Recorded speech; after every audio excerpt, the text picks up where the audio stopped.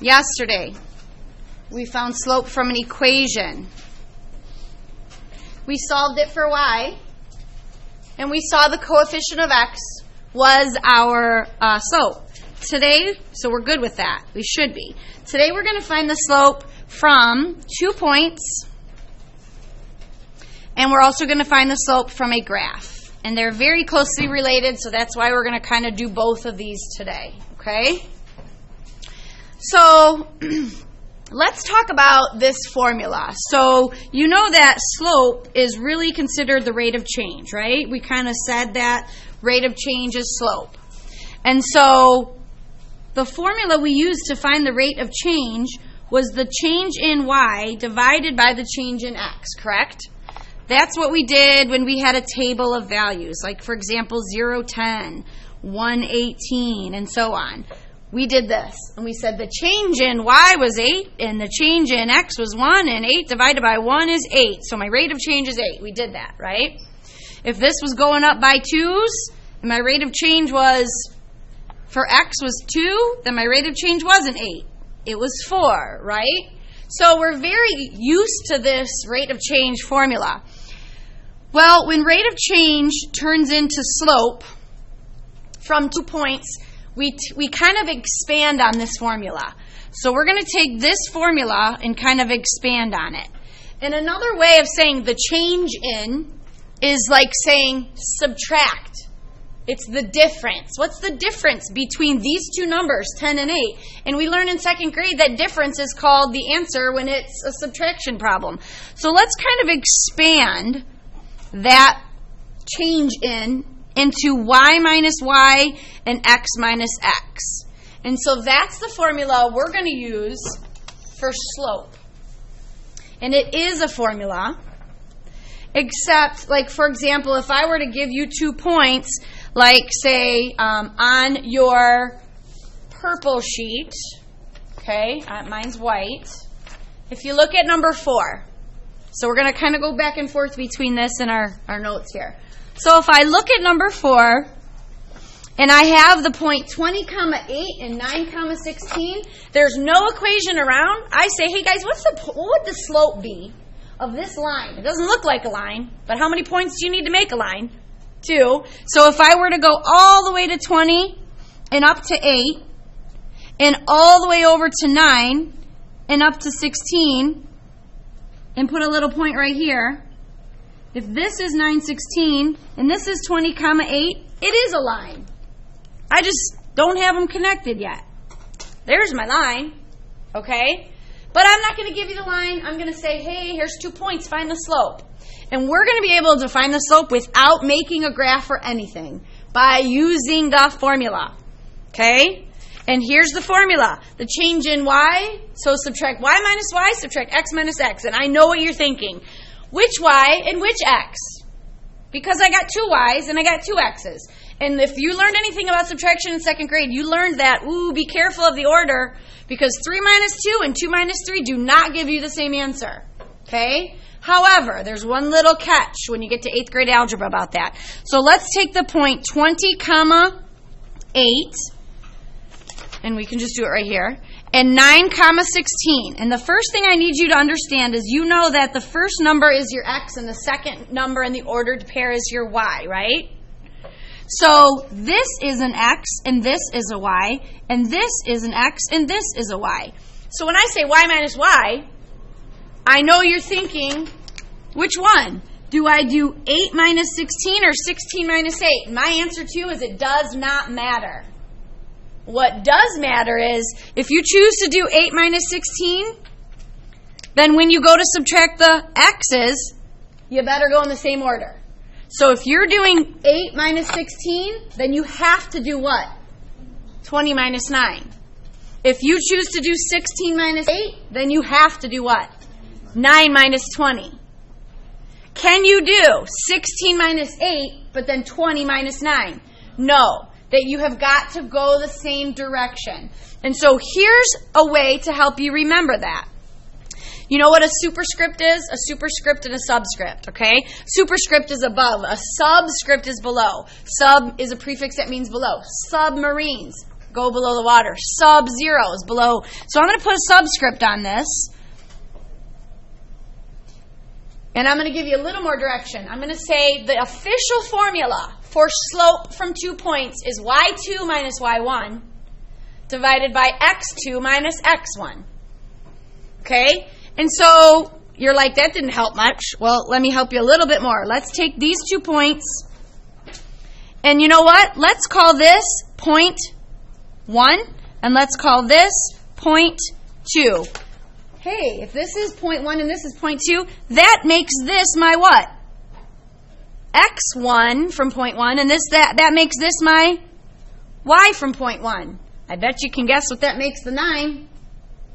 It's the X from point 2, and this is the Y from point 2. So if you want to follow the formula, I know that normally you think, oh, I got to go. We move from left to right for a lot of things in math. This is the one thing, I'm not sure why, because I maybe always followed the formula. I will always start from the end, and I will do the backwards. So I will do 16 minus 8, and I will do 9 minus 20. So guess what? You know how I always say, show your work, because I can't get in your head. If you get it wrong, I don't know what you did. So watch. This is showing your work. Writing out the official subtraction problems that you're doing. So I'm going to do 16 minus 8. And as long as I do 16 minus 8, I'm okay if I do 9 minus 20. Because this is the difference in the y's right here, which happens to be 8.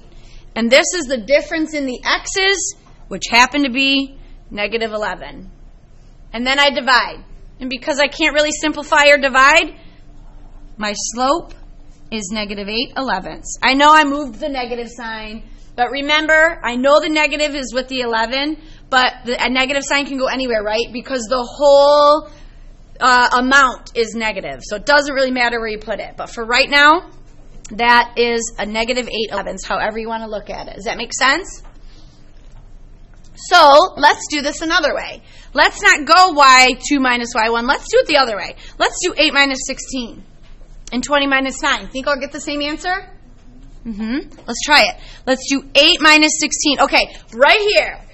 You want to know why? Actually, a couple seconds ago I said, I don't know why I always go backwards to forwards, but I do now. Because when I was about to show you, I almost made a mistake. What's supposed to be divided by what? The y on top, then the x. Where do you initially, what's your instinct to go to start? With the 20. And if you were to go, and when you write a fraction, what's your instinct to write first? The numerator or the denominator? The numerator. Does that match up here though? If I'm going to do 20 minus 9, my instinct when I write a fraction is to go, oh, let's do the first. But that's the x's, and where do the x's belong? So I'm not going to start with this. I'm going to go to this number and say 8 minus 16, and because I'm going this direction, I got to go 20 minus 9. And it's kind of interesting because what happens? 8 minus 16 is negative 8, and 20 minus 9 is now 11. So here the 11 was negative, but here the 8 is negative, and it doesn't matter. Did you still get negative 11s? Yes. Okay, so everybody paying attention up here, please. Okay? So good news is, if you forget and go the wrong order, whether you go back to forward or forward to back, you'll still get it right as long as what? The only way to make a mistake here is to go one direction for the x's and then the other direction for the y's. That will get you. Okay? All right. So let's take a look at number 11. We're going to kind of hop around here. So I want you to take a look at number 11. And number 11 says 3, negative 20, 5, 8. You know how when I show you examples, I like to start with the easiest ones first? Level 1. That was a level 1 problem. There weren't any negatives. Almost everybody can do that. This negative right here is going to pose a problem for us. Okay? But it's not going to be a problem as long as you know this. So maybe while you're starting out, you may want a system to kind of help you. Some people draw those arrows and say it's 8 minus negative 20, 5 minus 3. Some people like to do highlighters. The yellows get subtracted from each other. The blues get subtracted from each other. Because sometimes people mess it up and they'll do 8 minus 3. Well, they just did a y minus an x, and that's nothing in part of this formula, right? So, remember what I said. This part right here is non-negotiable. You have got to write that as an answer. Because if you get an answer wrong, then I don't know what you did. Except, let's say somebody did this problem, didn't show their work, but they put negative 11/8 as an answer. That's the only time when somebody doesn't show their work and I know what they did wrong. You probably know what they did wrong. What did they do wrong if they put negative 11/8 as an answer, Alex? Yes. They didn't do change in y over change in x. They did change in x divided by change in y. That's the only wrong answer to me when it's the reciprocal that I know what they did wrong. But guess what? You got to show your work. So here we go.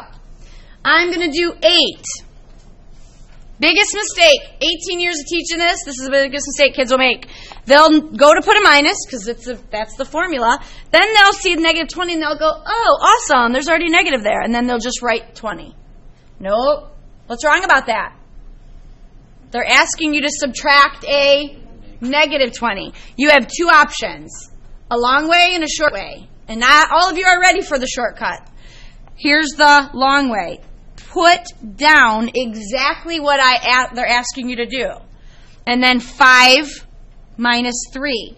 And then go back and say, oh, okay, minus a negative is the same as adding a positive, then change it to a plus, and then go ahead and do the problem. Your slope is 14. There are some of you, I think, what are you going to ask? It makes us feel better. Can we keep 14 over 1, like 14 over 1? Yeah, I won't mark it wrong, but if you reduce to 28 over, I mean, that's the same thing. You won't see answers like that, but it's right. It's right. I won't mark it wrong. Okay? The only step that I will allow you to skip, and I don't let you skip it often, is if you look to see that you are about to subtract a negative and you want to go right to a plus, then you go for it. If you're there. If you're not ready yet, because here's what happens. Some kids who half pay attention when I'm teaching, they just start making randomly. Sometimes they're pluses and sometimes they put a minus.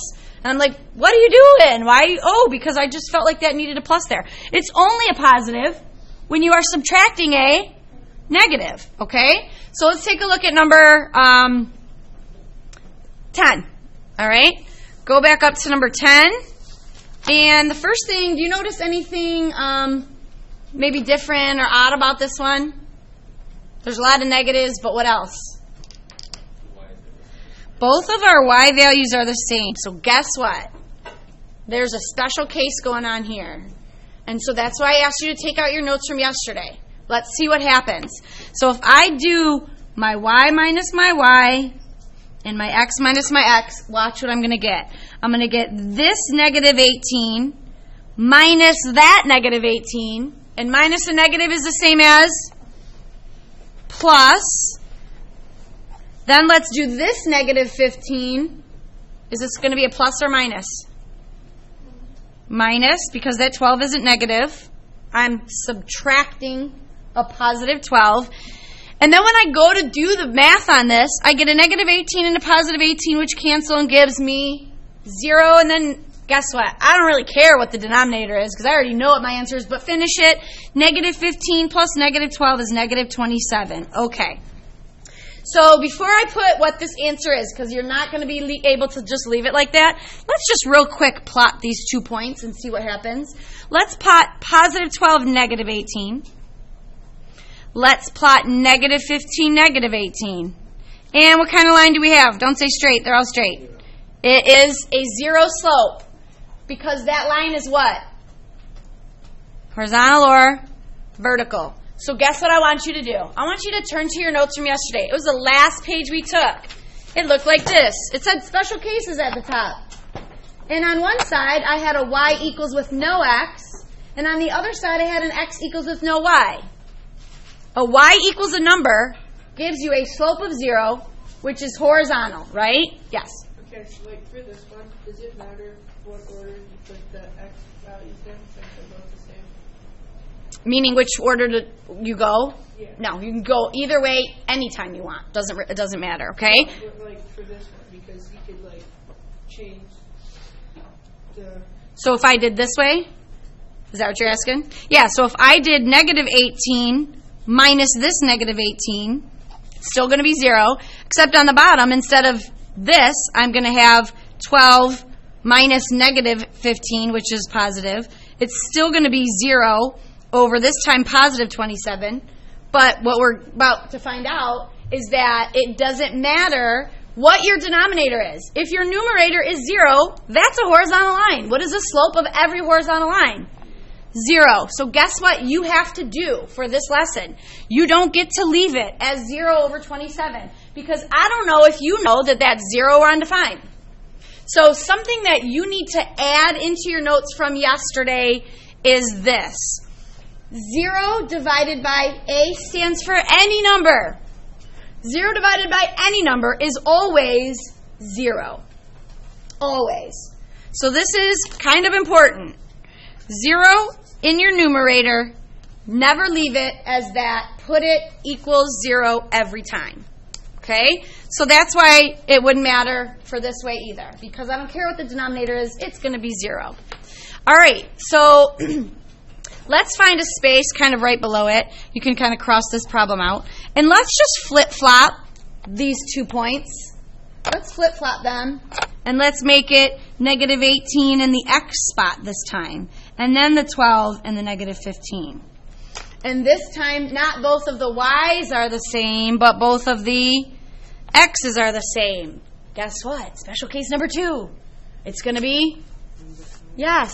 So let's walk through this. And let's do our y minus y and our x minus x. It's going to give me a reciprocal answer, right?